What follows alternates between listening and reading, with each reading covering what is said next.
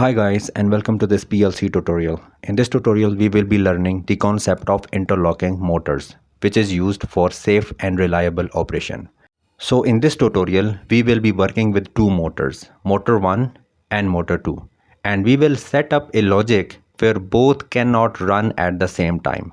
For example, if someone tries to start motor 2 while motor 1 is already running, the PLC will prevent it from starting until motor 1 is stopped.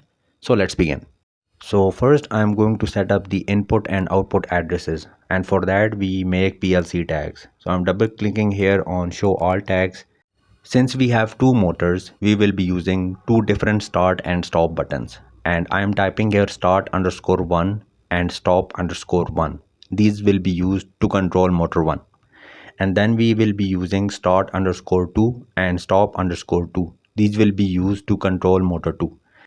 Okay, and now we have motor_1 and motor_2. These are basically the output tags, and for output we use Q for identifier. And as you can see, we have Q for the identifier, motor_1 and motor_2. And I am done with making tags, so I have to go back into main. Okay, and now let's make the circuit. So in order to start the motor 1, I will be using here a normally open contact which will be acting like a push button to start the motor 1. Here I am creating a parallel branch and attaching a normally open contact here, which will be used as a holding contact for the motor 1. And here I have used a normally closed contact which will be acting like a breaking contact. If you want to learn more about the holding and breaking contact, I will provide the link of that video in description. And after that I will be using a normally closed contact which will be acting like an interlock button that will not allow the other motor to run if this motor is running. And here I am using an output button and assigning the address of motor 1. And now let's assign the rest of the tags or input output addresses. The first one is going to be start push button. So I am assigning here start_1 to this button, and this button, as I have already explained, this will be acting like a stop push button. So I'm assigning stop_1 to this.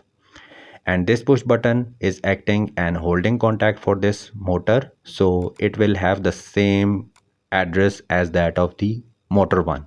So I am using the same address of the motor 1. And this will be acting like an interlock, so this will have output address of the motor 2, which will not allow to mess up these two motors. Okay, so we are done with the first circuit, and now we are going to make the same circuit for the motor 2. This is basically the same circuit, so I'm quickly going to make this circuit. This is exactly same as that of the above circuit, and here I am going to make a parallel branch, and in this branch a normally open contact which we'll be using as holding contact for motor 2. And now let's assign the addresses. This is the start_2 and this is stop_2. This will be used to stop the motor 2, and this one will be used as interlocking button for motor 1. This will not allow to interact these two motors, and this is motor_2, and this one is the holding contact for motor 2. Okay, now we are done with the circuit. Now let's start the simulation. In my case it is already working, so I am simply clicking here download to device button. Program will be downloaded. Click on load button. We have to turn on the monitoring mode, this one. So click this button, and as you can see motor 1 is running but motor 2 is not running. So these are previous tags, so I'm going to delete all of these tags first. Click on delete button and click on this option to load all of the current tags for this project. Okay, now let's verify the circuit if the interlocking is working fine or not. The real thing is that both of the motors cannot be running at the same time. For now motor 1 is running and motor 2 is not running. So let's click on start button of the motor 2. The interlock button of the motor 2 must not allow to start the motor 2. So this is the start_2 button, As you can see, I have started motor 2, but motor 2 has not stopped. The interlock is not allowing motor 2 to start. And this is exactly the logic of this whole video. And first I am turning off the motor 1. As soon as I turn the motor 1 off, now the motor 2 has started. And our logic is correct. And as we have tested the logic for the motor 2, now let's test it for the motor 1. So I am unchecking these button, and now let's start the motor 1. And as you can see, motor 1 has not started because motor 2 is already running.